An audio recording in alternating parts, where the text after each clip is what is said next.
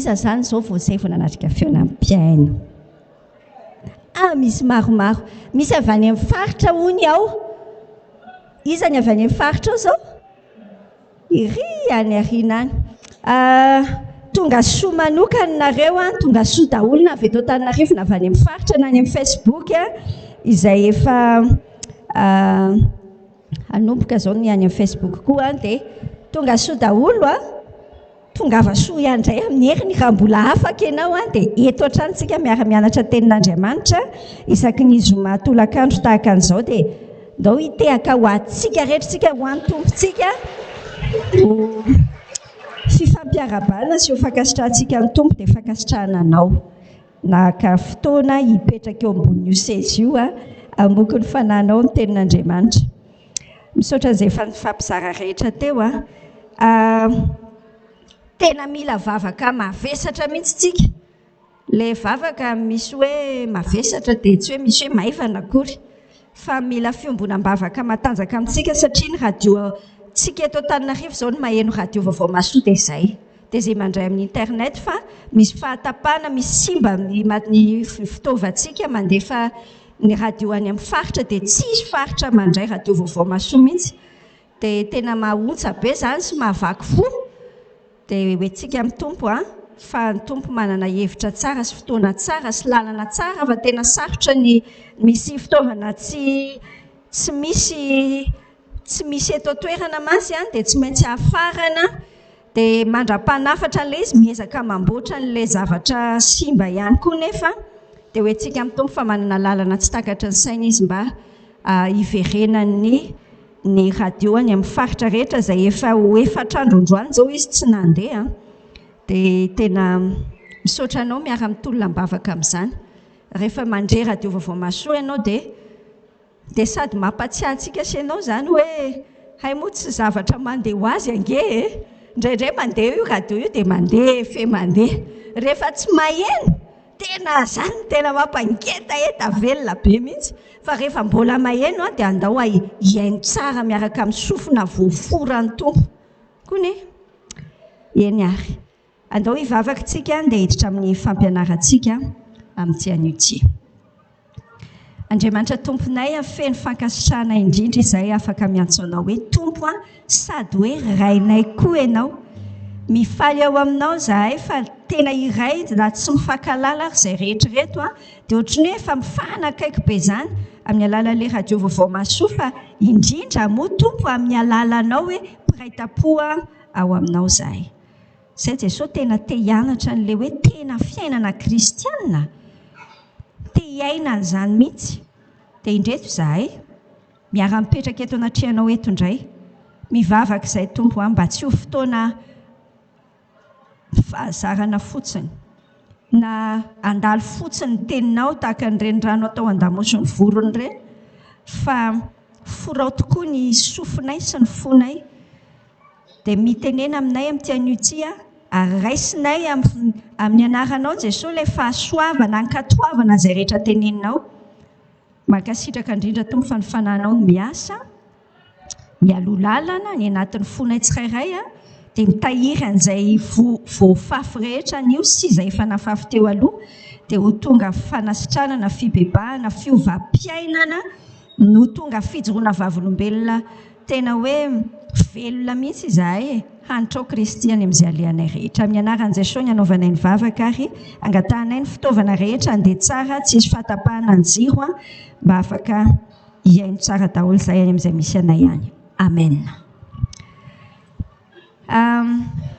efa mamaraparana nyity lohahevitrintsika tesika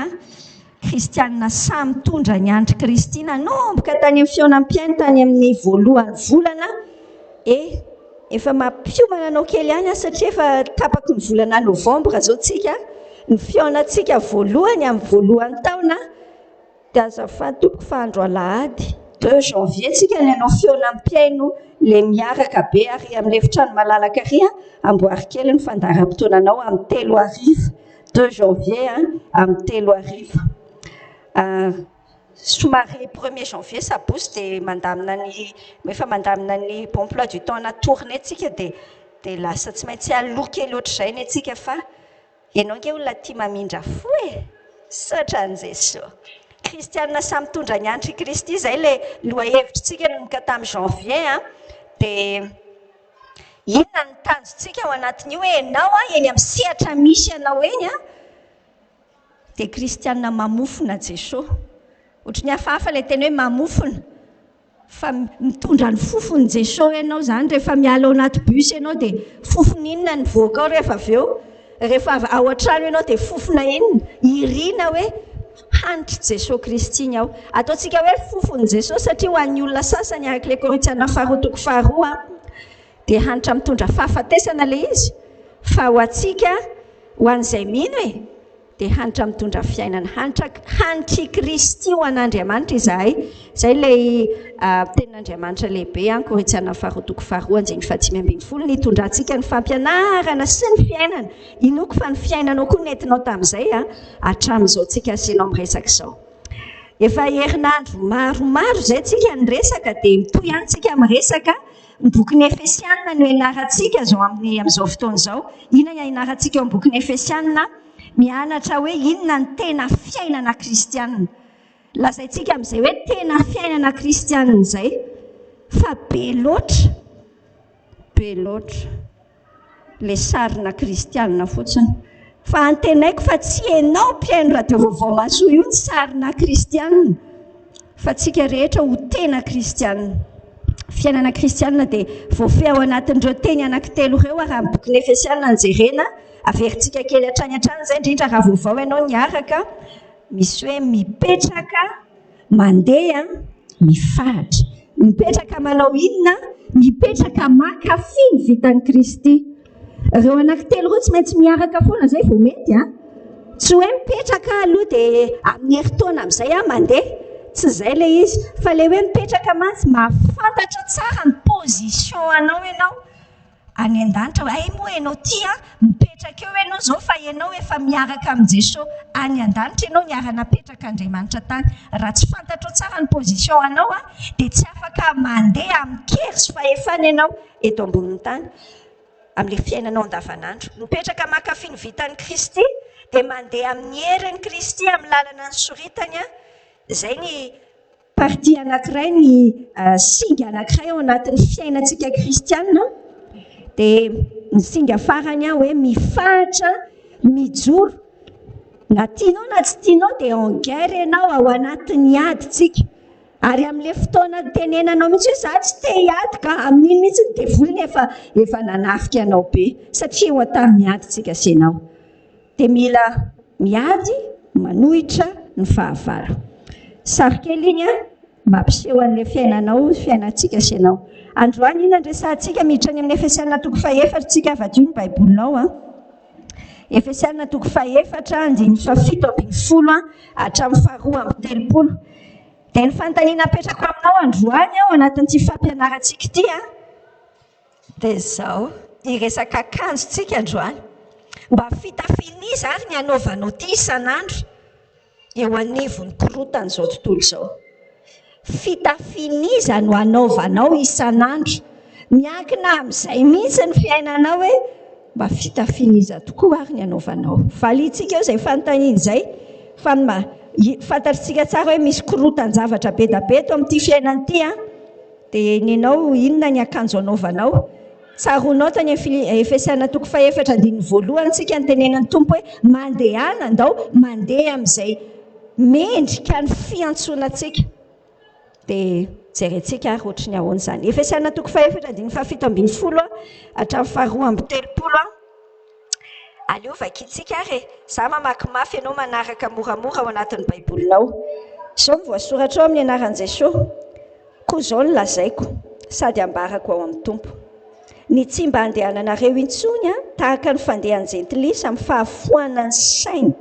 Fahafoanan'ny saina. Fa efa tonga maizi-tsaina sy oloko azy amin'ny fiainan'Andriamanitra ireny noho ny tsy fahalalana. Ao anatiny noho ny tsy fahalalana ao anatiny noho ny hamafin'ny fony. Dia olona tsy mahalala henatra intsony ka nanolo tena ho amin'ny fijejojejoana hanao izay fahalotoana rehetra amin'ny fieremana. Fa nareo kosa dia tsy mba toy izany ny anaranareo an'i Kristy raha izy tokoa ny renareo ka tao aminy nampianarana anareo araka ny fahamarinana izay ao amin'i Jesosy mba hialanareo mitoetrareo taloha araka ny fitondrantenanareo fahiny izay mihasimba araka ny filany fitaka fa mba ho avaozina kosa ianareo amin'ny fanahin'ny sainareo ary mba ho tafianareo ny toetra vaovao izay noforonina araka an'Andriamanitra amin'ny fahitsiana sy ny fahamasinana momba ny fahamarinana koa esory ny lainge ka samy milaza ny marina amin'ny namany avy nareo rehetra fa samy isany momba ny tena namantsika avokoa isika tezera faza manota ary eo ka tsy ho tratry ny masoandro miletika ny fahatezeranareo aza manome fitoerana ho an'ny devoly aoka izay nangalatra tsy hangalatra tsony fa leo ikely aina ka hiasa tsara amin'ny tanany mba hisy omeny an'izay tsy manana aoka tsy haloko ny vavanareo izay teny maloto fa izay tsara ho fampandrosoana araka izay tokony hanaovana mba azahoany miaino fahasoavana ary aza mampalahelo ny fanahy masin'Andriamanitra izay nanasiana tombo-kasehanareo amin'ny andro fanavotana esory aminareo ny foletika rehetra sy ny fahavinirana sy ny fahatezerana sy ny fitabatabana sy ny fitenenany ratsy ary ny lolopo rehetra ary eo ka samy halemy fanahy amin'ny namany avy nareo ka hifampiantra sy hifamela heloka tahaka ny namelan'Andriamanitra ny helokareo ao amin'ny Kristy amen. Izay ilay tenin'Andriamanitra ataontsika hiditra avy hatrany ao anatin'ny fandiniantsika miainga ary mianjeny fa 17 hatramin'ny 19 tsika tsy averintsika vakiana ilay izy fa ny zavatra jerentsika dia ity raha ny zavatra hitantsika eo miresaky manao fampita ny apôstôly eto ny amin'ny hoe ohatry ny ahoana ny olona jentilisa tsy mpino dia ohatry ny ahoana ny mino dia ao anatin'ny fampita lazainy lazainy tsara hoe ny olona tsy mino dia kay moa miaina fiainana eo amin'ilay andiny fa 17 hoe mba tsy handehananareo tsony tahaka ny fandehan'ny jentilisa ahoana ny fandehan'ny jentilisa ny jentilisa amin'ny fiainana dia mandeha amin'ny fahafoanany sainy foanany sainy manana fiainana tsy misy dikany fa zava-poana ny olona tsy mino donc jerentsika tsara eo andiny fa 17 hatramin'ny 19 hoe ohatry ny ahoana ny olona tsy mino ny olona tsy mino dia ambaran'Andriamanitra hoe zava-poana ny sainy zava-poana ny sainy raha mandinika tsika misy olona tena tahaka ny hoe manam-pahendrena be tahaka ny hoe manam-pahaizana be izay ny fomba fijery azy eo amin'izao tontolo izao fa ambarany tenin'Andriamanitra amintsika tsara fa ay moa rehefa tsy ao Jesosy Kristy rehefa tsy mino tsika sianao io rehefa tsy mino ny olona anankiray dia zava-poana ny sainy ny dikan'ilay hoe zava-poana io dia pokaty tsy misy tanjona hiaviana ilay izy dia hijanona kely vetivety eo andinika kely ny fiainantsika sianao manahoana moa izany izao ny tena fiainanao ty inona ny dikan'ny fiainanao misy heviny ve ny fiainanao misy olona ny karazany fiainany tsy hoe misy olona fotsiny fa be da be ny olona mifo maraina dia manotsena dia mitady vola dia mody dia mihinan-kanina dia matory rapitso mifo maraina dia mamotsena dia mitady vola izay foana ny fiainana isan'andro isan'andro nda hoe hipetraka kely tsika sianao dia andinika hoe ohatry ny ahoana ny ianao izao ny fiainanao misy dikany ve ny fiainanao izao fa sarihan'ny tenin'Andriamanitra mihitsy tsika isaina hoe sao dia sanatry zava-poana indraindray tsy fantatritsika koa raha hoe inona ary ny antony hitadiavanao vola ty dia hoe mitady vola ka dia mitady vola dia aninona dia mahazo vola dia rehefa mahazo vola dia ahoana dia miaina ka dia rehefa miaina dia ahoana misy senety kely tsy senety foatra ny tantara kely izay tamin'ny kasetiny ako taloha amin'ny teny frantsay izay ilay izy hoe misy kasety hoe venez à lui izay ilay lohateny ilay izy dia tadidiko foana fa tamin'izay mbola kely alefa foana ao an-trano dia misy olona manontany an'ilay vehivavy hoe dia ohatry ny ahoana izany amin'ny fiainanao dia miteny eo ilay vehivavy za mianatra tsara dia azo DEA zao dia misy manontany dia ahoana rehefa mahazo DEA dia amin'izay dia mahazo asa tsara dia ahoana rehefa mahazo asa tsara dia avy eo dia mba manambady avy eo dia manambady dia ahoana dia miteraka izay dia miasa izay dia manana trano dia misy dia ahoana dia nefa raha ny antitra ihany ilay dia ahoana ny antitra ihany dia avy eo dia ahoana dia ozy izy ilay vehivavy hoe mandreraka be koa ilay fanontanianao dia ahoana foana koatry ny olona rehetra dia ho faty ihany ako dia ozy izy tsara ilay rangahy manontany eny dia ahoana androany aty anontany anao an'izany dia ahoana moa fantatrao moa fa teboka kely amin'ny fiainanao izao fiainanao zao misy zavatra ataonao amin'ny fiainanao ve misy zavatra misy dikany maritra mandrakizay sa dia miaina ny akabiazan'ny malagasy raha afako dia misurvivre fa tsy mivivre hitanao ny fahasamihafana amin'izany verbe hoe vivre amin'ny teny frantsay hoe vivre miaina fa ny dikany hoe survivre dia miezaka miaina ianao aloha sao dia mbola ao anatiny miezaka miaina hatreto dia manao izay azo atao sepotra foana ianao isaky ny tonga ny alina raha mbola izay ianao andao aloha isaina tsara ndreo dia any amin'ny fototra mihitsy ny mbola misy aboarina kely fa ny olona tsy mpino nohatr'izay ny olona tsy mpino zava-poana ny any an-tsaina mandeha izy dia mandeha kay pokaty lazainy eo amin'ilay tenin'Andriamanitra hoe ny olona tsy mpino fandeha anjentilisa jentilisa izany tsy mpino tsy mino an' Jesosy ny dikany tonga maizi-tsaina izy maizina ny saina izy mieritreritra be mihitsy hoe tena ao tsara nefa tena tsy ao mihitsy mila sarian'ny Paoly tsara tsika ahafantatra ny toetra ny olona tsy mpino dia amin'izay tsika tsy gaga tsony indraindray tsika mantsy variana hoe ahoana raha tsy azon'ity olona ity mihitsy izany tsy azony ange satria maizi-tsaina izy tsy tafiditra ao anatin'ny fiainanao amin'Andriamanitra any amin'ny bokin'ny Korinthiana voalohany any dia miteny tsara ny tenin'Andriamanitra Korinthiana voalohany toko faharoa andiny faharoa ambin'ny folo angeny manomboka vakiko aminao hoe fa isika tsy nandray ny fanahy izao tontolo izao fa ny fanahy izay avy amin'Andriamanitra mba ho fantatsika izay zavatra nomen'Andriamanitra antsika izany koa no lazainay tsy amin'ny teny ampianarin'ny fahendren'olona fa amin'ny teny ampianarin'ny fanahy raha milaza zava-panahy amin'izay olona araka ny fanahy zahay fa ny olona izay araka ny nofo ihany dia tsy mba mandray izay any fanahin'Andriamanitra fa fahadalana aminy izany sady tsy azony satria araka ny fanahy no hamantarana azy misy olona izay zao nisy fotoana nisy olona nanatona anahy dia niteny hoe tsy miditra ny lohany mihitsy ny rehefa mitenitenin'Andriamanitra dia tsy tafiditra ny anatin'ny sainy mihitsy ilay izy maizina be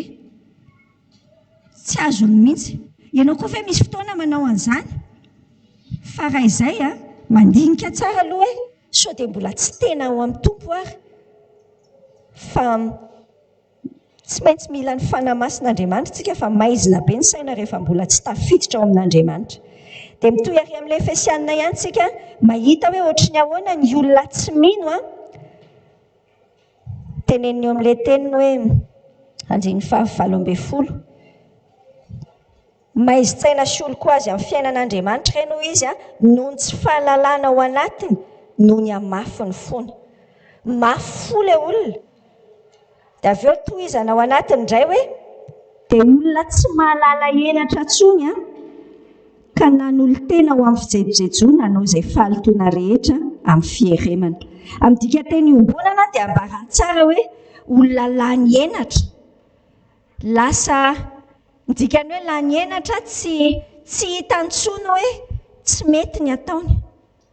tsy azo ny atsaina ntsony fa ianao manao ny mety indray no eritreretiny hoe tsy mety zay izy efa efa nandroso any anatiny le tenany misy fandehantsikelikely io zavatra io lasa mandroso any amin'ny lasa tonto be mihitsy ny sainy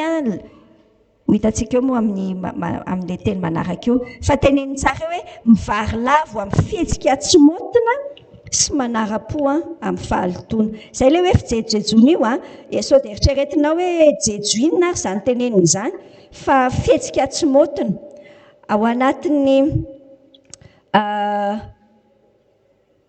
lasa tsy mahamenatra kina le zavatra iainantsika ankehitriny zao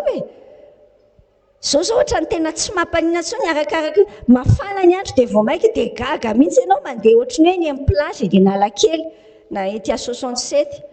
variana za tena indraindray dia mijanona mihitsy aloha rehefa mitondra fiara dia mijery an'ilay olona zara famekanjo dia gaga ianao tiako kitiana kely dia tenenina hoe tena tsy menatra mihitsy zany ianao fa le sady any amin'ny farany fotony fe ny aty anatin'ny akanjo lasa mahavariana any anatin'ny Facebook sy ny sisa rehetra any tahaka lasa hifaninanana mihitsy ny hoe andao andefa sary zay sexy arak'izay azo atao zany resaka sexy zany lazaiko anao fa zany tsy terme kristianina akory zany tsy any amin'ny voambolana tokony mivoaka amintsika akory zany fa ny olana ao anatin'ilay izy efa mialany enatra lay izy manara-po amin'ny fahalotona teneny ato amin'ilay dika tenitsika hoe anao izay fahalotona rehetra amin'ny fieremana asa raha azonao an-tsaina fa ny business na pornografia zany le fanaovana sary sy anina vetaveta rehetra ity zany business zany ny business ngeza indrindra eto ambonin'ny tany ambarany statistika tsy ny statistika fa ny zavatra ny information mandeha ny business ny ordinateur ohatra io Microsoft io zao Microsoft zany ny tompony inona amin'ny ordinateur rehetra eto amin'izao tontolo zao tena tokony heritreritra za tena business be zany fa mbola tsy maharaka an'izany Microsoft mbola tsy maharaka ny business na porno fa vola be any amin'ny 100 millions de dollars any ny vola mihodinkodina amin'izany any Amerika any fotsiny isa-taona vola zany zany dollars zany vola be zany fa ny antsika mantsy ariary efa 1 million ohatrany hoe kely ilazako anao hoe tena le lazay amin'ny tenin'Andriamanitra mihitsy mivary lavo any amin'ny fihetsika tsy motina lasa ohatra hoe iza izay mahay mampijery mampidera amin'ny bika indrindra izay ny mahazo vola indrindra dia mihazakazaka ny olona fa mila ambarantsika hoe fandriky ny devoly zany fandriky ny devoly zao ny tenin'Andriamanitra ny ampitoroteny toko voalohany andininy faharoa dia ny toko fahaefatra andininy fahaefatra zava-poana dia zava-poana hoy ny mpitoroteny zava-poana dia zava-poana eny zava-poana ny zavatra rehetra ndrasony averintsika impiry 2 roa 3 efatra 5 ny verina ao anatin'io teny amin'ilay toko voalohany andininy faharoa io ny teny hoe zava-poana mila azontsika tsara mihitsy hoe ny devoly te amboariny mba tsy ho hitanao hoe zava-poana aika zava-poana pokaty jerenao nge itenenany mpitoroteny azy any amin'ny andininy fahaefatra amin'ny toko fahaefatra hoe 4 mila tadidinao any anaty lohanao tsara mihitsy ty zava-poana sy misambo-drivotra ny fisasarana rehetra sy ny fahaizan-javatra rehetra eto ambonin'ny tany zava-poana sy misambo-drivotra ndana nge andramo misambora rivotra fa rehefa tsy ao amin'ny Jesosy tsika sinao rehefa tsy ao amin'ny Jesosy re olona dia misambo-drivotra ianao fa tsy efa nisy fotoana nanao zavatra ianao tamin'ny fiainana nandany rondo nandany vola dia avy eo ilay izy ohatr'izay fotsiny tsy hita hoe nakaiza mahareraka rehefa ohatr'izay a eritrereto nge raha tsy fantatra ianao raha mpiasa amin'ny ordinateur ohatra rehefa miasa amin'ilay ordinateur na ohatra izay rehefa manao enregistrement ohatra izay a manao zavatra eo ianao izany manao an'ilay izy tsara tsy vao enregistrenao ilay izy fa tapaka ny jiro ny ordinateur anao tsisy batterie very daholo ilay asa ianao izany ohatranay manao fandarana amin'ny radio izany tena mampime mihitsy izay rehefa tonga amin'izay fotoana izay ianao efa mikiry manao zavatra tsara vitanao ilay fandarana adiny iray tapaka ny jiro tsy hitanina lehany tena enina mihitsy kay averina hatramin'ny voalohany fa eritrereto ange hoe vita ny fiainanao 7 taona ho izany vita ny fiainanao dia rehefa vita ny fiainanao dia ny famitinana ny fiainanao a dia io tonga any an-danitra ianao dia hoy ny tompo hoe fiza moa ianao loza nge raha miteny antsika matotoko fahafito ny tompo a le 9:20 ary miteny amin'izany andro izany dia maro ny olona hiteny amiko hoe tompoko tsy efa nanao ntisy ty dia nanatrika feona ampiaino be mihitsy a sakrifisa nyzandro tompo dia hoy ny tompo hoe tsy fantatro kory ianao hatr'izay ely izay loza zany sao dia mba zava-poana alao soa ihany fa zao tsika dia afaka miregle tsara tandremo sao zava-poana ny fiainanao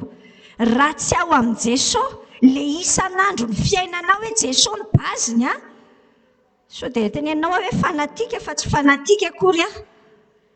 fa Jesosy mihitsy ny fototry ny fiainana raha tsy mifototra amin'ny Jesosy ilay antsoina hoe fiainana lalana sy fahamarinana ary fiainana le andavanandronao tsy ny aladinao a tsy hoe efa kristianina hono ianao protesta aiza any amin'ny FJKM hoay tena fiangonana malaza kosa izany fiangonanareo izany tena lazaiko anao fa tsisy idiran'izay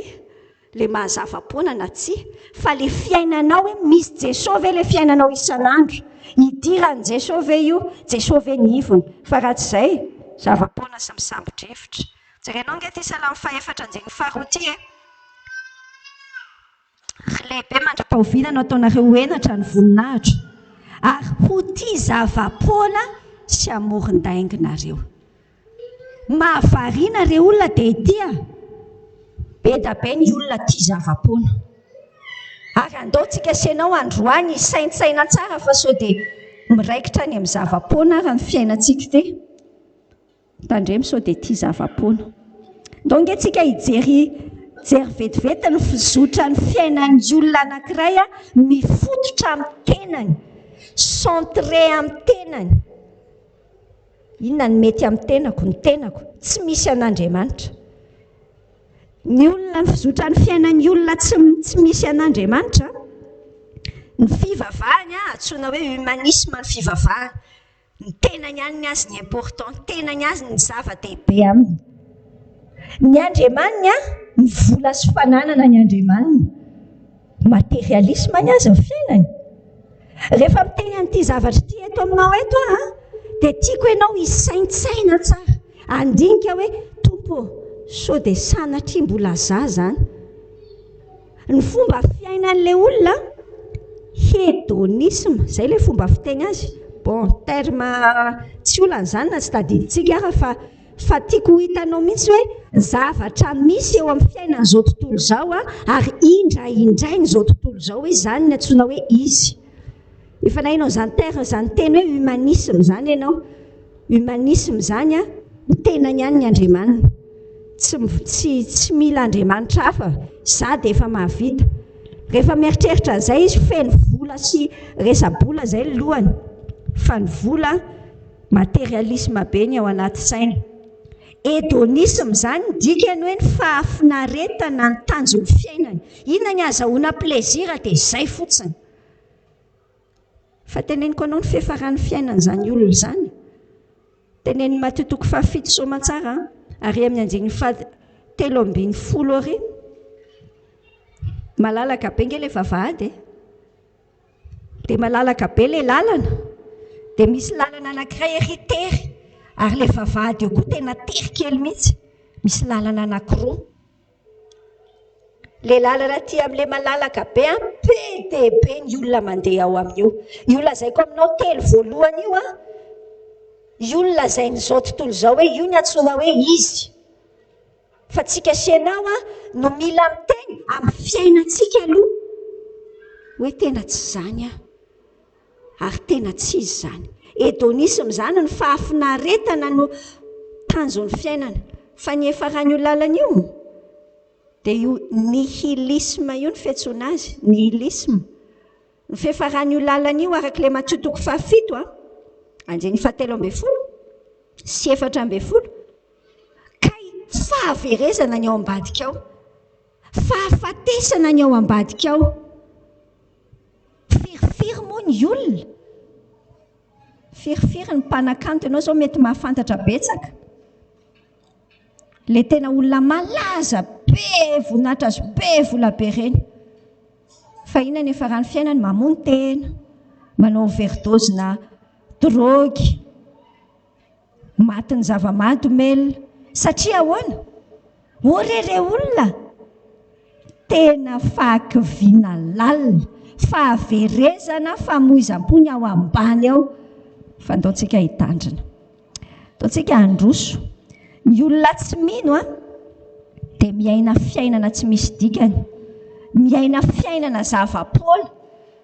Aleo tonga dia hitsitsika ohatr'izay mihitsy dia inona ny azy mantsy ny zavatra ao anatiny. Jaona voalohany toko 2:15 sy 17. Ny zavatra rehetra ao amin'izao tontolo izao ange filano filanomaso nyrehaka momba an'izao fiainana izao. Tsy avy amin'Andriamanitra io fa avy amin'izao tontolo izao. Teneniny 17 tsara hoe mandalo izany. Zavatra miserana ohatr'izao fotsiny. Dia ny devoly any te hamitaka antsika eritreritra hoe non, tena io ny antsoina hoe izy. Mila mirevy tsara mihitsy ange fa mbola any an-tsaina izany.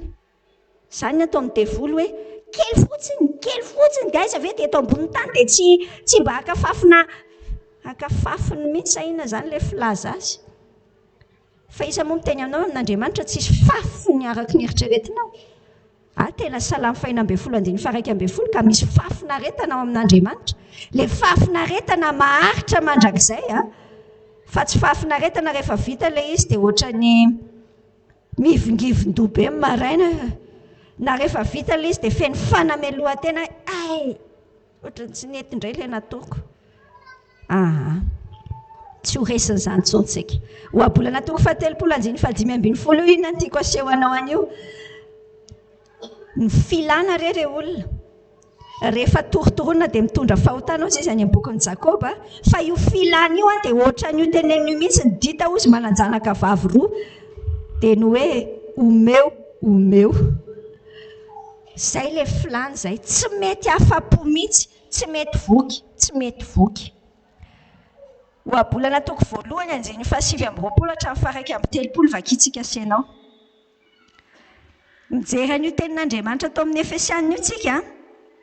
Eo amin'ilay 7:20 miteny hoe dia olona tsy mahalala henatra intsony ka nanolo-tena ho amin'ny fijejojejoana hanao izay fahalitoana rehetra. Ianonao tsara ty eo abolana toko 1 ty hoe satria nankahala ny fahalalana izy ary tsy nifidy ny fahatahorana an' Jehovah, tsy nekena ny saina natolotra no tsiratsirainy avokoa ny anatro rehetra. Dia loza be ny 1:13 dia hihinana ny vokatry ny alehany izy ka ho voky ny fiendreny. Ny olana amin'le fiainana ao anatin'ilay tsy finoana mandeha amina dingana ilay izy dia raha ohatra tsika mandroso any amin'ilay tsy firarahina an'Andriamanitra dia lasa rehefa tsy ekentsika ny saina tolotr'Andriamanitra dia mihinana ny vokatry ny alehantsika. Misy tenin'Andriamanitra ao amin'ity Romanina ty kely io soratra io fa Romanina toko 1:5-2:13. Io tenin'Andriamanitra io dia mampiseho hoe miteny ilay izy hoe izany nanoloran'Andriamanitra azy ho amin'ny filandratsiny mahavoafady. Mahavariana be amin'Andriamanitra izany ny fanontaniana mipetraka hoe misy olona be tsy haiko ianao rehefa nametraka an'izany fanontaniana izany fa za efa nametraka fanontaniana ohatr'izany mihitsy. Tsika izao nianatra tao amin'ny Efesiana toko voalohany hoe ay moa tsika ity nofidian'Andriamanitra olona voafidy. Dia ny fanontaniana mipetraka hoe misy olona ve izany voafidy ho very? Ny valin'ny fanontaniana tena tsisy mihitsy na ray ary. Tsy misy olona hoe any anaty kibon'le mamany izy dia tenenin'Andriamanitra hoe iny efa atao very any amin'ny afo be iny. Ny olona rehetra dia tian'Andriamanitra ho voavonjy avokoa. Tian'Andriamanitra ho voavonjy. Tsy misy olona natokana ho very fa no misy olona nanolo-tena ho very no misy. Hitanao tsy maintsy ampiarahantsika tsara ilay indraindray mantsika mieritreritra an'izany dia mieritreritra hoe ahoana ary ny mahafitiavana an'Andriamanitra raha asiany afo be. Tokony tsy asiany afo be nge raha fitiavana izy e. Fa nasiany soma tsara ny afo be izay tsy ho an'ny olona mihitsy nge ny afo be. Mateo toko 5:20 manambara an'izany a. Tsy ho an'ny olona ny afo be fa ho an'ny devoly sy ny anjeliny ny afo be. Fa apetrak'Andriamanitra io hazava tsara ny safidy. Fa ao anatin'ny fitiavan'Andriamanitra dia mametraka ny safidy. Ny safidintsika sy ianao no mandeha aloha. Rehefa misafidy atao amin'ny Efesiana toko 4:7-9 ity hoe le olona nanolo-tena ho amin'ny sensualité io ny dikany io amin'ny teny frantsay le hoe manolo-tena ho amin'ny fijejojejoana. Manolo-tena izy hoe ny anazy plaisir akany fa za tsy rarahako izay Andriamanitra any. Manolo-tena ho an'izay izy dia tanteraka aminy amin'izay ty Romana toko 1 ty. Atolotra Andriamanitra ary izy. Lasa Andriamanitra mihitsy ny tahaky ny manosika avy eo ndana ary. Misy zavatra mety tsy sarotra be ihany mahazo azy fa mila azontsika tsara hoe ny safidin'ny olona ny voalohany. Ary raha misafidintsika raha ohatra ka manao mandefa lakolosy Andriamanitra ianao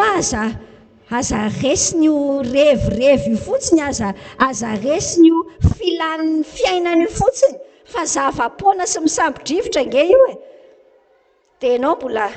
ndraso lofa rehefa 90 taona diniako izany tompo miadonto angela izy lasa mianestezie tsika. Lasa misy anestezie dia tsy mahatsapa tsony hoe efa ny anatin'ny zava-poana tanteraka. Dia izay tsika vao eritreritra ve dia hoy ilay tenin'Andriamanitra ny amin'ny momba ny fariseo sy ny mpanorandalàna hoe tsy afaka ho vonjena tsony. Misy parti amin'ny fiainana nge tsy afaka ho vonjena tsony raha ohatra ka mandeha foantsika any amin'izay. Ampatsahivina anao fa tena misy ny afo be izay nataon'Andriamanitra ho an'ny devoly sy ny anjeliny ary mety ho an'ilay olona mety ho any za aloha tena tsy ho any mihitsy satria fa manana ny tompo. Fantatro koa fa manana ny tompo ve ianao io tsy makany ianao fa aleo mifanafatrafatra tsara fa sao tonga ny tompo amin'ny lahady dia ka ianao tsy lasa fa za rery mpiara-manatrika feona amin'ny mpiaino izao ve dia ahoana ataovy azo antoka tsara raha hoe vita fihavanana amin'ny tompo mazava tsara ve ianao sa mbola ny anatin'ilay kategoria tenenan'ny tompo hoe foana ny saina. Ndao kosa tsika sy ianao hijery ary 2:20 tenenin'Andriamanitra izany hoe ianao tsy le teo tsony dia ataontsika mazava tsara hoe tsy le teo tsony tokoa ianao fa ohatry ny ahoana ianao ny mino an'i Kristy dia olona ohatry ny ahoana 2:20 indray ny andehanantsika hoe nareo kosa dia tsy mba toy izany no ny anaranareo an'i Kristy. Raha izy tokoa ny renareo ka tao aminy nampianaranareo araka ny fahamarinana izay ao amin'i Jesosy. Inona zavatra raisintsika amin'izany? Ny olona tsoina hoe mino an'i Kristy raha manontany anao azao hoe iza daholo ny mino an'i Jesosy eto? Tena mazava ianao fa miteny hoe mino an'i Jesosy Mario kely io 2:20 io azafady. Miteny tsara izy hoe nareo kosa tsy mba toy izany ny anaranareo an'i Kristy. Ny olona mino an'i Jesosy dia olona mianatra an'i Kristy. Tsy hoe mianatra momba an'i Jesosy azonao moa fahasamihafana amin'izany. Mianatra an'i Jesosy sy mianatra momba an'i Jesosy. tsika sianao andao tsy tamy eto amin'ny feonam-piaina io tenao hianatra momba an'Andriamanitra hitanao le hoe momba le ohatra hoe mikasika anazy zany azon'ny olona rehetrarehetra ny sainy filozofy fotsiny dia efa mahavita an'izany mahafantatra hoe Andriamanitra tokoa aloha nanao an'izao tontolo izao Andriamanitra fitiavana izy ka tsy misy ilana an'izany fahalalana ange raha be lohanao fotsiny tsy izay ny tediavin'Andriamanitra raha izay dia izay ny antsoina hoe religion tsy manao korina religion tsika mahafantatra momba an' Jesosy fa ny zavatra ianarantsika mianatra an' Jesosy tsika mianatra hoe tahaka ny ahoana izy satria izao ny ianarantsika azy tian'Andriamanitra ianao hanahaka azy azonao ve ny fahasamihafana amin'ilay hoe mianatra any Kristy sy mianatra momba any Kristy le momba any Kristy fahalalahana mahabeloha fantatrao fa zany Jesosy zany masina izany maty teo amin'ny hazo fijaliana izany fa ho ihany ianao amin'ny fiainanao andavanandro mitovy amin'ilay lazain'ny tanora ankehitriny hoe inona kiny idirany ohatrany hoe tsisy idira amin'ny fiainanao mihitsy fa le hoe mianatra any Jesosy le olona zany ny ianaranao le maha izy azy an' Jesosy mihitsy ny fantarinao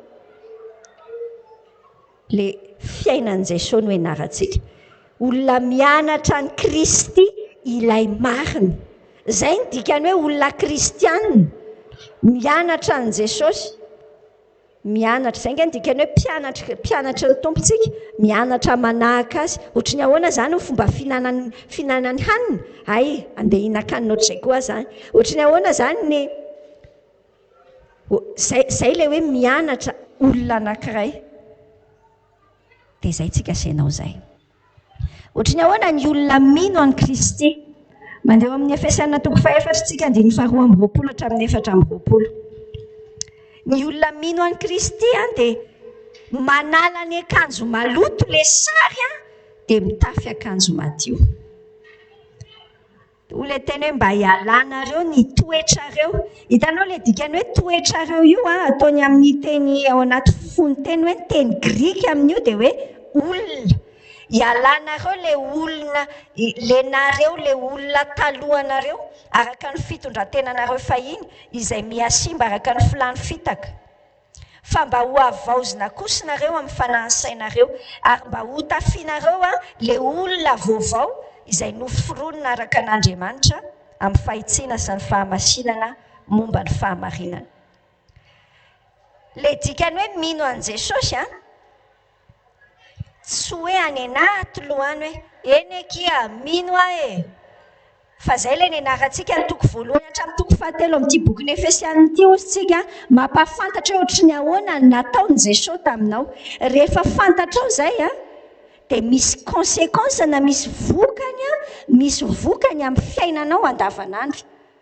teneniko anao tsara ny fiainanao andavanandro za misy fotoana tena malahelo mihitsy indraindray mety misy mpiara-miasa misy olona voamaly zao miresaka misy professeur nifampiresaka tamiko zay dia niresaka izy miresaka olona mpanompon'Andriamanitra tsy teneniko anao le izy hoe iza moa le olona fa olona fantatritsika le izy fa choqué le professeur miresaka hoe nifandray tamin'le olona izy zavatra kely ohatr'izay fotsiny fandraisany tamin'le olona nefa aveo le olona tonga dia nampiseho toetra tsy mifanaraka amin'le toetra an' Jesosy dia lasa tohana le olona dia mikikiko loha ohatr'izao mihitsy hoe Jesosy io olona amin'ny zavatra be amin'ny radio vao masoa zany le olona dia ikiko loha fa ahoana raha Jesosy le olona fa maninona raha le akanjo taloha no hitan'le olona mifandray dia anontany anao mihitsy androany ianao tia moa inona ny akanjo anaovanao le akanjo anaovana angely ohatranao zao za zao hitanao manao an'ity akanjo ity ny akanjo anaovana angely ny hitan'ny olona voalohany amin'ny olona tsy zay raha ohatra zao za androany nanao akanjo mandry teto amitaitra be daolinareo oay nitapitiana reto angamba tsy fantatro na tsy haiko zay teneninao fa satria le akanjo anaovana no hita voalohany ary mamaritra hoe olona salama saina olona ao tsara olona mihaja be ve enao mandeha mendrika ny fiantsonao ve enao ianao ve antsoina invité any ampalehany any avolofa hiara isakafo amin'ny afiloam-pirenena dia ianao ve eritreretinao hoe le akanjo mandrinao le short kely sy t-shirt efa misy rovitra iny nentinao any dia ozy ianao hoe any tonga dia amin'izay tiany mety aloha zao dia aleo hitany eo mihitsy hoe zao ny ananako tsisy olana ohatr'izany fa mandeha mendrika ny fiantsoana azo misy motsy zay tiako hitanao tsara hoe le fiainana kristianina nge tsy le mitondra baiboly hoay fa le fiainana latsinainy talata larobilaka misy zoma sabotsy mba tsy hitenenako hoe lahady avy mivavaka le ady ao am-piangonana zany tsy lazaina fa amin'iny samy mekanjo tsara doly mekanjo tsara ivelany dia mekanjo tsara koa mody tena tsy ataoko hoe mody samy fahasoavan'ny tompo aminao doly amin'iny fahasoavan'ny tompo aminao rahavavy lalina be voaka vao nefa tonga dia zavatra hafa mihitsy tenenon'ny tompontsika hoe le fiainana kristianina ndikany hoe mino an Jesosy esorina re raha afaka ny akanjo taloha dia manao akanjo vaovao akanjo madio zao ny tenin'Andriamanitra misy ady tsy akijanona nge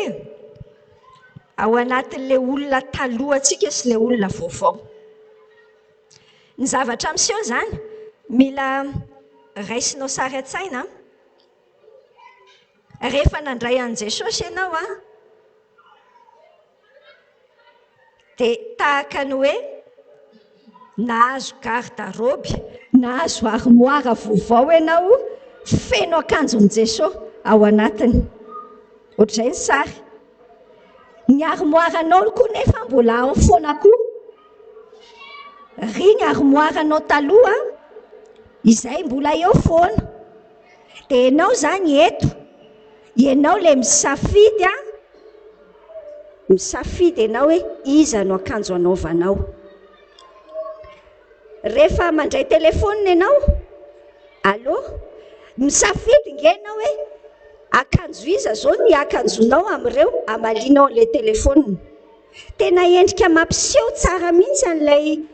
mandeha amin'ny fanasy mandeha amin'ny nofo izao aseho an'ny tompo antsika amin'ny akanjo zao le olona vaovao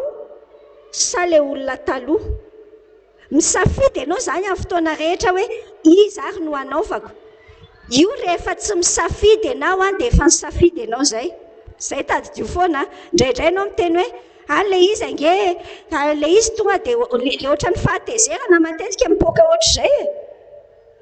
teza le izy nge tsy hitako matezitra be le olona fa manome devoly misy le olona dia teneniko anao foana efa misaotra an Jesosy fa ianao efa tsy miteny an'izay manome devoly asoan'izay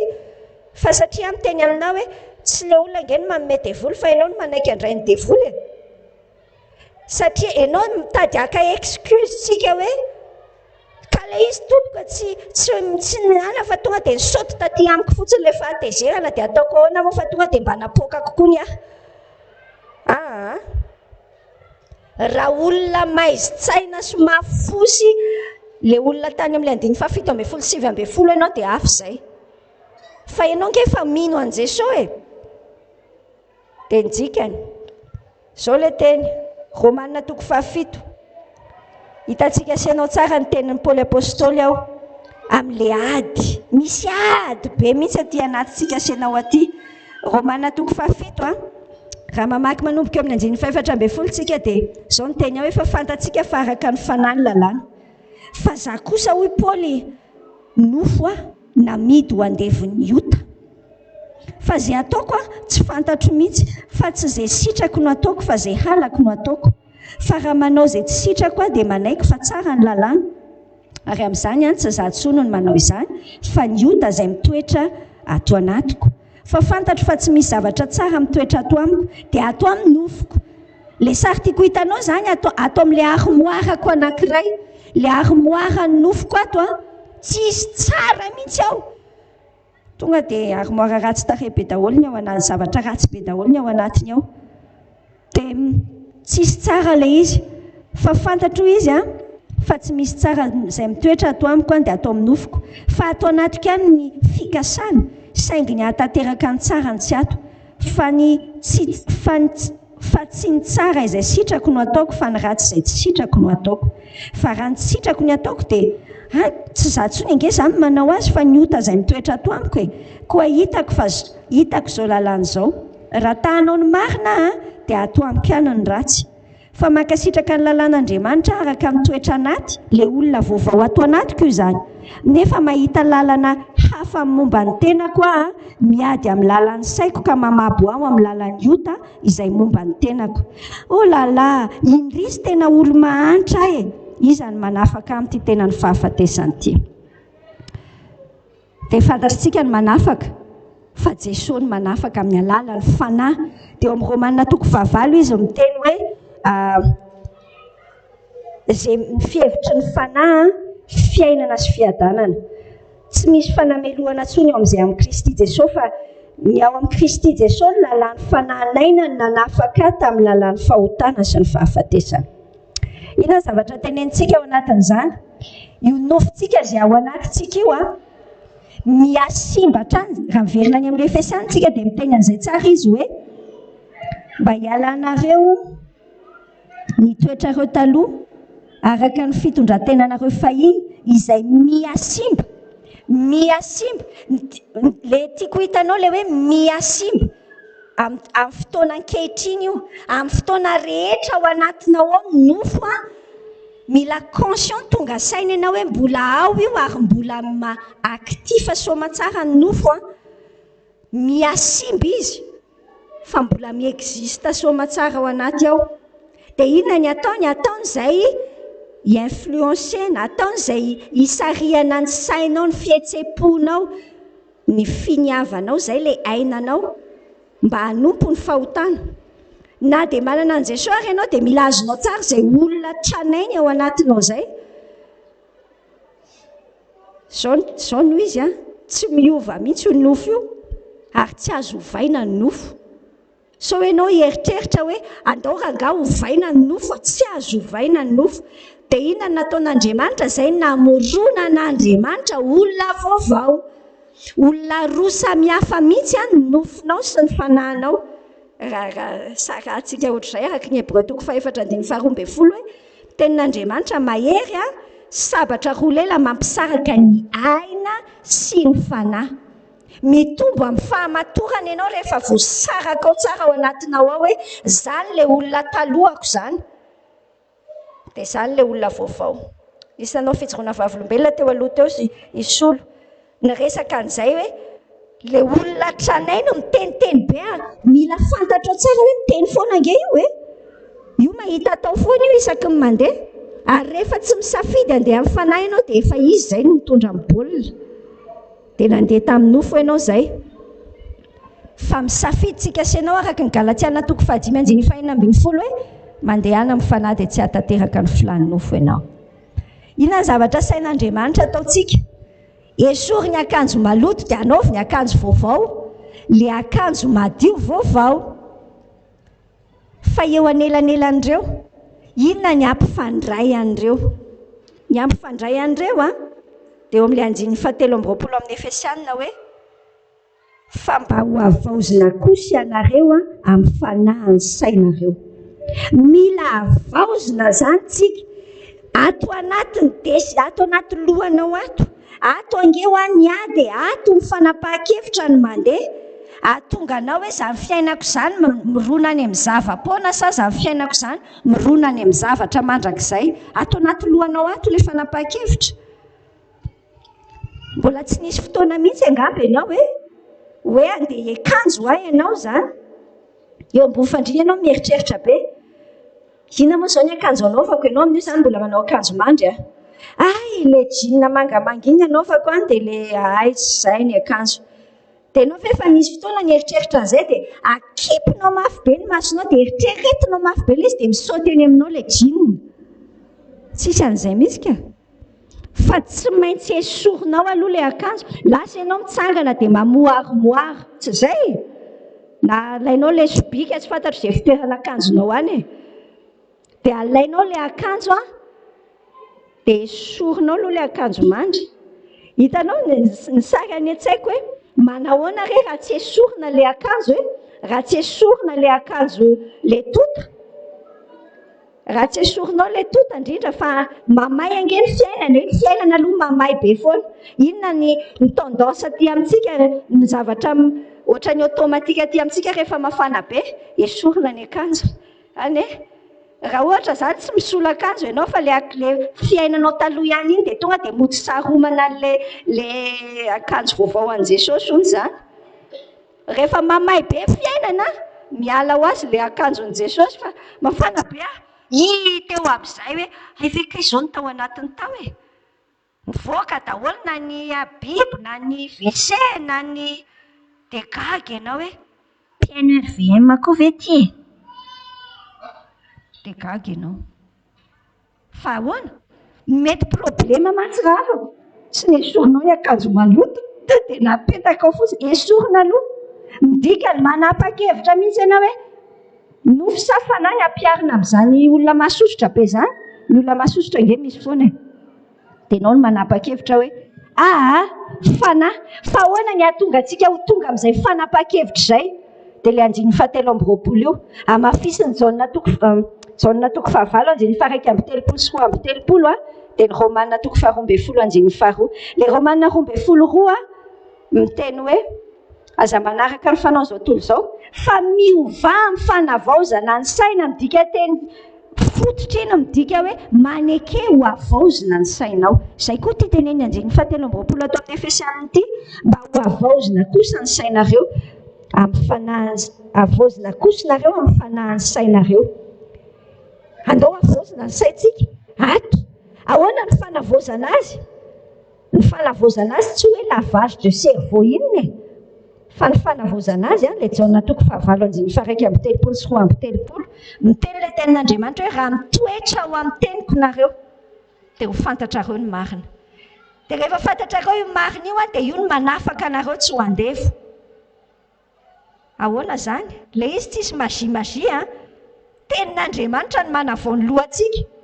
Ohatran'ny nensolo zany izao ohatra teo nisy tenin'Andriamanitra miverina tany anatin'ny sainy hoe ianao nge Jesosy miantoka ny hohanina sy ny sotroako hoe dikany miantoka ny sakafoko maraina ianao zany, mitazomony izay. Izany nge ny dikan'ilay hoe misaintsaina tenin'Andriamanitra e. Fa tsy hoe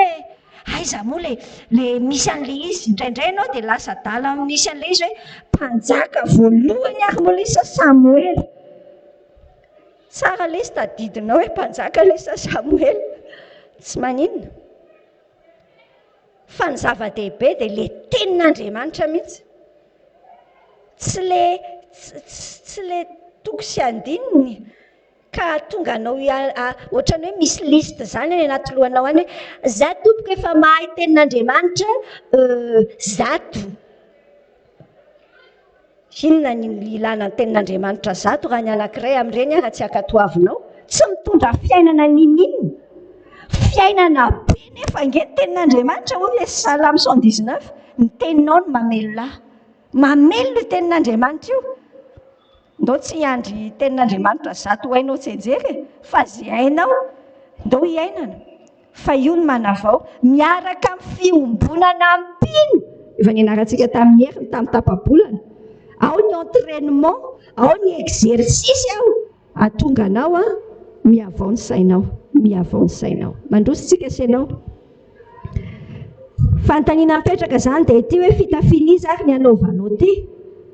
Le an'ilay olona taloha ny anaovanao sa le an'ilay olona vaovao?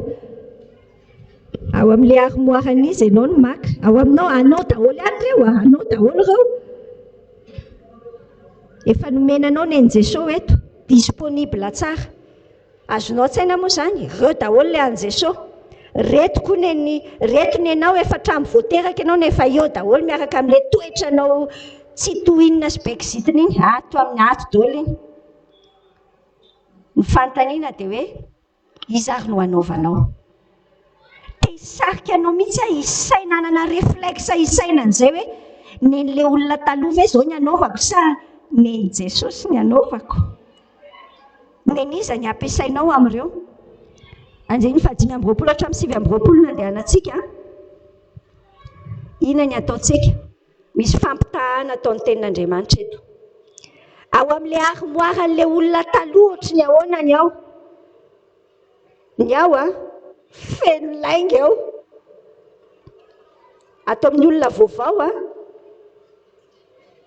misy an'ilay toetra an'i Jesosy ilay fahamarinana milaza ny marina ato hitanao ato amin'ity armoiran'ny olona taloha reto tenentsika sy ianao rehetrareto feno lainga tezitra dia rehefa tezitra dia le tezitra samy hitanao tsara fa samy misy daholo na olona vaovao na olona taloha samy tezitra daholo satria ny tezitra nge tsy manoty tezera ho ny tenin'Andriamanitra tezera tezera fa le izy misy hoe fa aza manota le aty amin'ny olona taloha tezitra dia tsy manaiky fa baikony le fahatezerana lasa manota dia avy eo mitahiry le fahatezerana ary amin'ilay olona vaovao mahay tezitra izy fantatrao moa fa efa ao anatinao daholo ary eo tia ny armoire iray dia tia ny armoire iray dia izany ianao mba tianao raisina mangalatra miteny maloto atao amin'ilay armoire ato daholo izany mety ianao fotsiny mety hoe olona tsy dia tena le karazan'ilay olona mpiteny ratsy be fa ny ianao mety teniteny foana kely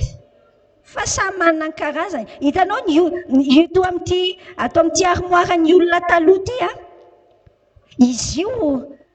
asiny devoly aingokaingony mamirapiratra ireo dia ohatrany tsy dia maninona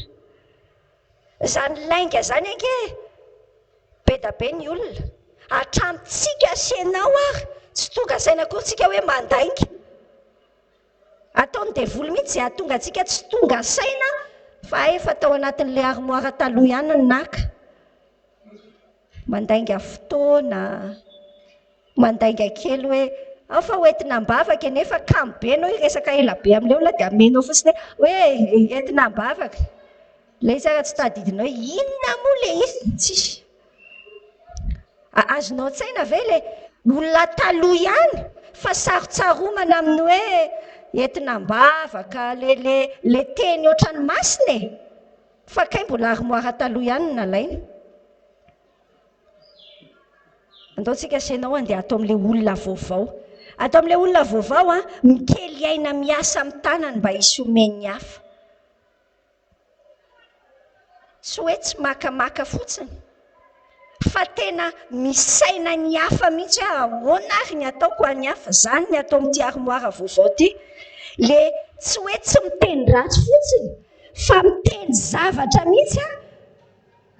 mba hiteny zavatra mpandroso ny hafa zany ange ao anatinao daholo ange zany anao ny safidy amin'ny fotoana rehetra hoe fitafinizany ny tianao anaovana le an'ilay olona taloha ve le itiana taloha ihany ve no andraisako ny akanjoko ato sa le itiana vaovao andaontsika senao aka an'ilay amin'ny vaovao mandrositsika senao eo amin'ny Efesiana 4:7-7 manome fitoeranao an'iza moa ianao ty eo amin'ny fiainanao miteny le tenin'Andriamanitra hoe aza manome fitoerana ho an'ny devoly inona ny dikan'izany tsotra be hitsikitika ao anatiny le sary any anaty saiko zao tiako ampitaina aminao hoe mijoro aho zany manoloana natrangana fiainana iray dia misy armoire anankiroa foana eto anoloako misafidy foana hoe inona ary ny akanjo anaovako amin'ireo dia rehefa misafidy ao anatiny io dia miteny le tenin'Andriamanitra hoe aza omena fitoerana rangany devoly ny devoly mora misisika be aza teneniko anao hoe ny devoly nge tsy manam-pahefana amintsika ninina ntsony mamitaka fotsiny izy mieritreri itsika indraindray miteny hoe enjana be mihitsy ny devolon-dranony iny tsisy devoly enjana zany re olona tsisy devoly engefa tena resy total tsy hoe mbola misy zavatra ataon'Andriamanitra fa efa vita tanteraka ny amin'ny devoly mila azonao tsara de hoe fa maninona ary izy mbola manao an'izao foana za mbola nahita demoniaka be de ary misy tokoa de tokoa ary amin'ny fiainantsika senao tena mety betsaka tokoa ny fotoana izay nidiran'ny fahavalo satria ny devoly rehefa omena fahefana izy de miditra tsy manana zavatra atao amin'ny fiainanao afa-tsy zay fahefana omenao azy angeny devoly aza omena toeram-pahefana fiainanao ary izy ahoana ny atao amin'izany ny pratikany de ity Hébreux 12:2 ndao tsika rangaha naisotra zay rehetra mitambesatra amintsika mba miota malaky mahazo atsika samy manana ny azy daholo engetsika ny anazy ho fantatro tsara mihitsy fa ny mety mahatonga matafalasa manome fitoerana ho an'ny devoly rehefa reraka raha reraka ka tsy miambina zay de kizitina rehefa kizitina de hiteny zavatra masika de lasa manao an'le akanjo tetsy le akanjo ratsy tarehiny ihany ny dikany amin'iny fotoana iny de efa miambina hoe zay le ota malaky mahazo ana ataoko tsy misy zavatra mitambesatra za mihitsy ny anany efa nato de amboariko tsara hoe za mila ampitoromaso tsara amin'ny alina za aloha tena tsy azo ivalozana farafahy tsy maintsy matory adiny enina rehefa tena hoe manao fanomanana be zay vao hoe tena adiny 4 sisany natory fa rattrapeko iny satria zao fantatro tsara fa manome fitoerana ho an'ny devoly raha ohatra ka tsy ampitoromaso de aveo kizitina aveo tsy mora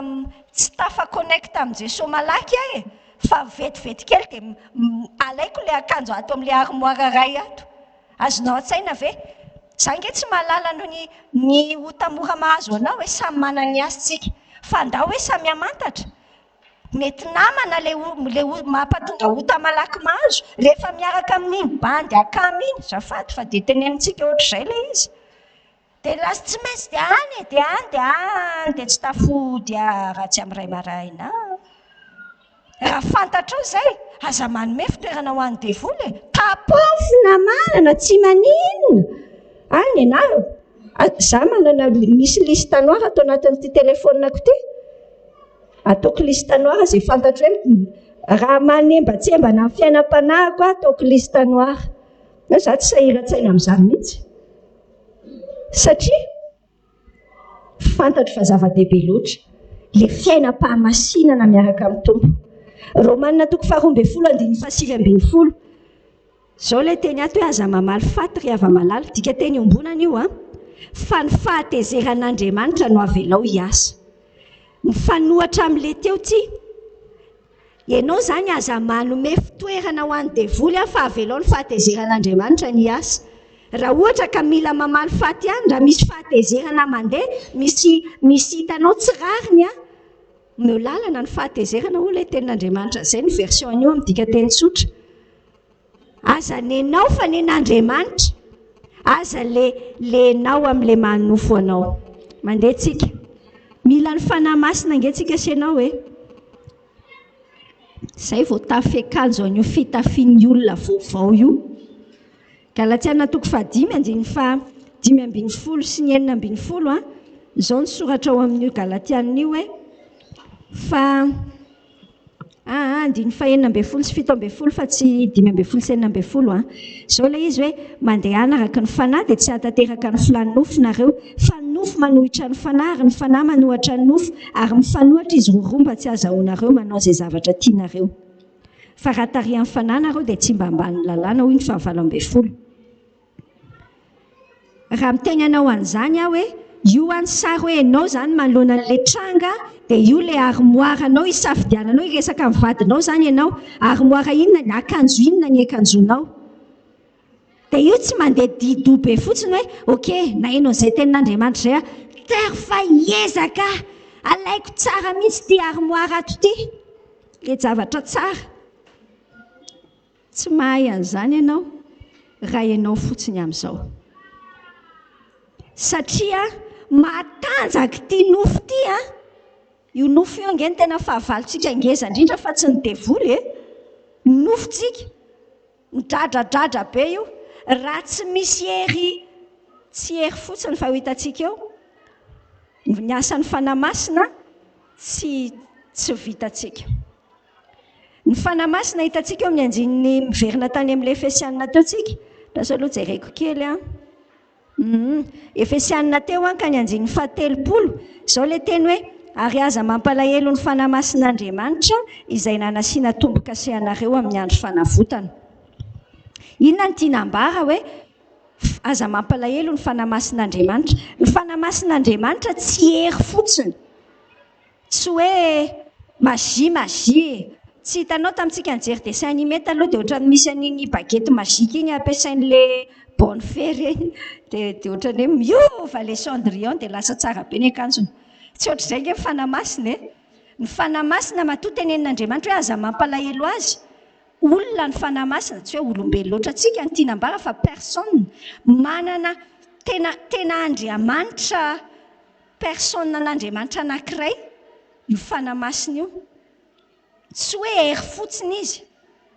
Tiako azonao an-tsaina tsara mihitsy izay hoe olona mifankazatra aminao ange. Io ny tian'Andriamanitra hireprésenter azy ao anatintsika ao. Dia mila mifandray tsara amin'ny fanamasintsika. Io fanamasina io ilay olona taloha feno lainga ao aminy.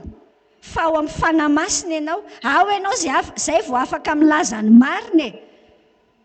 Afaka milaza ny marina dia tsy vizana milaza ny marina, mandeha amin'ny zavatra marina. Hitanao ny ahafantaranao hoe mbola tsy ny fanamasina izany miasa ty anatinao izany. Rehefa leo an'ilay izy ianao, ndrasany ohatra izany izao hoe miala eto ianao dia miteny hoe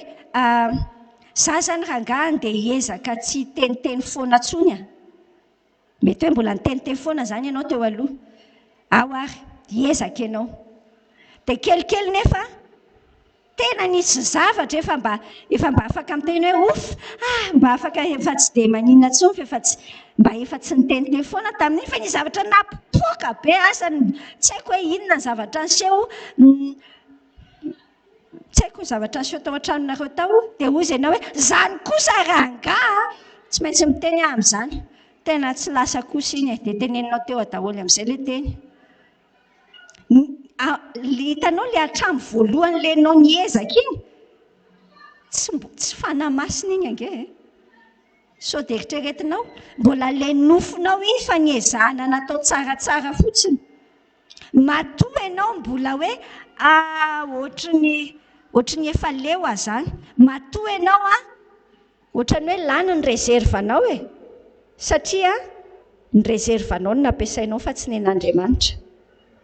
Ny rezervanao, ny faharetanao mora lany izany. Samy manana amin'ny doziny fotsiny ny antsika hoe nenahy izao mety adiny 3 ny faharetako, nenao 3 minitra ohatra. Fa samy tsisy ilan'Andriamanitra azy daholo na ny adiny 3 na ny 3 minitra anao. Fa tian'Andriamanitra le faharetany tsy mety lany nen'Andriamanitra, izay no ampiasaintsika. Ny fanontaniana mipetraka izany isaky ny mandeha ny tranga dia hoe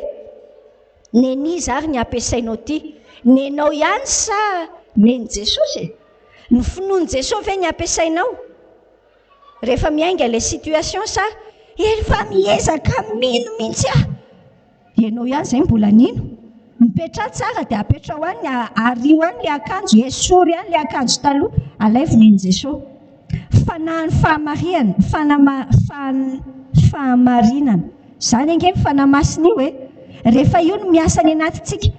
gaga ianao fa tsy mahay, lasa tsy mahay mandainga ianao. Fanahana fiadanana io fanamasina io. Dia gaga ianao hoe ao anatina tafiotra be dia mapipoaka be dia gaga ianao hoe wow, ary tsy mipoaka. Ohatran'ilay fitemoignage-ntsika teo aloha teo hoe misy zavatra mampitahotra be fa efa misy dahalo be ao anatin'ilay trano, ianao mbola miankina amin'ilay varavarana tsara. milamina tsara satria fanahy fiadanana, fanahy ny fanaovan-tsoa sy ny fahasoavana. Fanahy ny fahasoavana ny tenenan'Andriamanitra ny fanahy masina amin'ny Zakaria 2:10. Fanahy papahery ilay fanahy masina. Avelao io fanahy masina io manjaka ao anatinao. Izao ny famitinana azy rehetrarehetra. Izay nataon'Andriamanitra taminao andiny 1:3 tsika amin'io. Miteny izy hoe sory aminareo ny foloetika rehetra, fahavinirana, etsetera. Izay nataon'Andriamanitra taminao no aoka ataonao amin'ny hafa koa. Raha mijery an'ito fanoharana anankiray nytenenin'i Jesosy ito tsika ao Matthieu 7:20. Misy fanoharana nytenenan'ny Tompo ao mikasika ny hoe i Petera zany nanontany an'i Jesosy hoe Jesosy mba atao impiry moa le mamela helika e. Ny jiosy ny fenitra ny jiosy taloha indroa efa tena tsara toetra ianao raha indroa ianao anatin'ny tontolo andro mamela helika olona jiosy tena masina. Tenen'i Petera mba nasiny hoe Jesosy mba impito zany tena efa tena miady varotra be mihitsy zany Tompo dia hoy ny Tompo hoe le izy nge tsy impito fa impito amin'ny fitopolo, impito miverina fitopolo, impitopolo dikany 700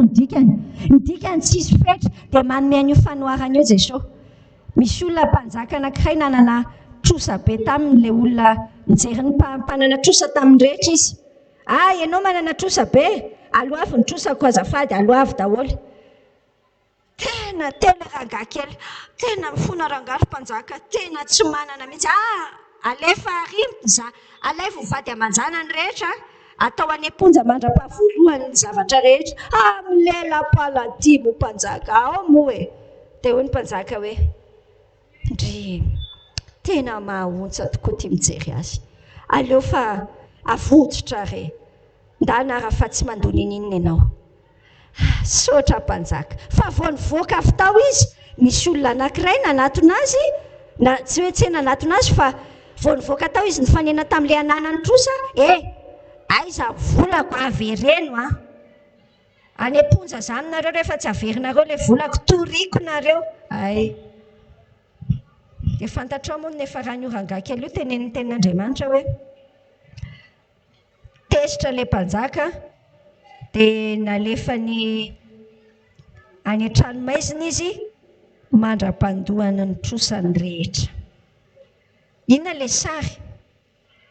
Ny sary tenentsika dia ity miaraka amin'ny Efesiana 4:4 hitanao leo amin'ny 9:13 hoe aoka samy alemy fanahy amin'ny namany avy nareo ka ifampiatra sy ifamela heloka tahaka ny namelan'Andriamanitra ny helokareo. Kolosiana 3:7-7 mitovy amin'io mihitsy ihany koa ny tenenan'ny Paoly hoe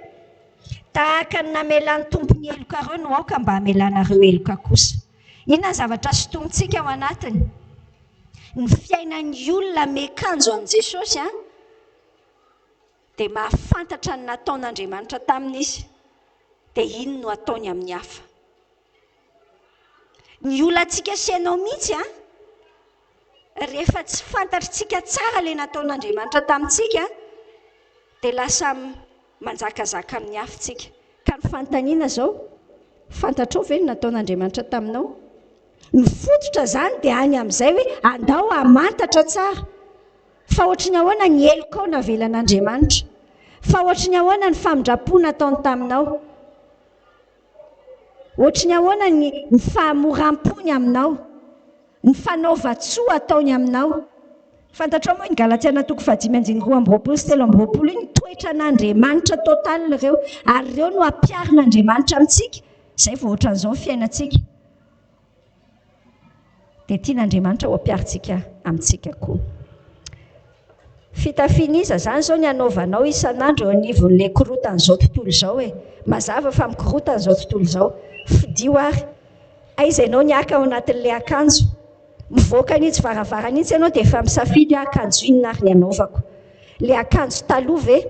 sao dia mbola tsy manana le armoire le garde-robe ny Jesosy akory ary aloha ianao hoe ataovy mazava tsara efa manana an Jesosy sao dia mbola tsy manana mbola tsy nanaiky mazava ataovy mazava iny ary rehefa nandray an Jesosy ianao dia anaovy ny tompo hoe neny tompo ampiasaina e neny Jesosy ampiasaina e Matthieu 2:20 hatramin'ny 4:10 io ny amaranantsika azy zao ilay teny ao hoe nisy le resaka fanoharana mpanjakany nanao fanasana mariazy dia fampakaram-bady hoy izy tamin'ilay mpanompony efa voavoatra ny fampakaram-bady fa zay efa nasaina ny tsy mendrika koa makanesinareo any amin'ny sampanandalana izay hitanareo dia asao ao amin'ny fampakaram-bady dia nivoaka ho any amin'ny lalany ireny mpanompo ireny ka namory an'izay rehetra hitany na ny ratsy na ny tsara ary dia fenimpihinana ny fampakaram-bady dia eto amin'izay tsika no ny efa niditra ny mpanjaka izany mpihinana dia nahita lehilahy anankiray izy tsy ny akanjo fitondrana amin'ny fampakaram-bady dia hoy izy taminy orsakaiza ahoana moa nidiranao eto nefa ianao tsy miakanjo ny akanjo fitondra amin'ny fampakaram-bady dia siny izy ary dia hoy ny mpanjaka tamin'ny mpanompony afatoro ny tongony aman-tanany dia ario any amin'ny maizina ny ivelany any izy ano misy fitomaniana sy fikotroanify ina zavatra tenentsika amin'izany mety tsy azontsika amin'ilay kolotsainantsika ankehitriny angamba fa ny kolotsaina jiosy mahazo tsara n'io fanoharan'i Jesosy io fa taloha rehefa mandefa fanasana mariazy ohatr'izao ilay mpanambady le dadan'ilay mpanambady rehefa manao an'io izy dia efa ampiarahana amin'ny akanjo ho anaovana ao anatin'ilay fampakaram-bady ohatran'izay ny kolotsaina tamin'izany dia ny dikany ohatrantsika mihitsy nge tsika sianao asain'Andriamanitra hiaraka amin'ny any an-danitra ho ao amin'ny fampakaram-bady ny zanak'ondry vonona amin'izany ve ianao tsika sianao nge tsy mifametra roviana niakatra ny tsy haiko fa vonona ve ianao sao dia mba mieritreritra ianao tafiditra tao anatin'ilay fampakaram-bady ange ty olona ty fa zao ny olana tsy nanao an'ilay akanjo mety tamin'ilay izy verifio tsara rangany akanjonao isan'andro inona ary ny akanjo anaovanao ty le hitan'ny olona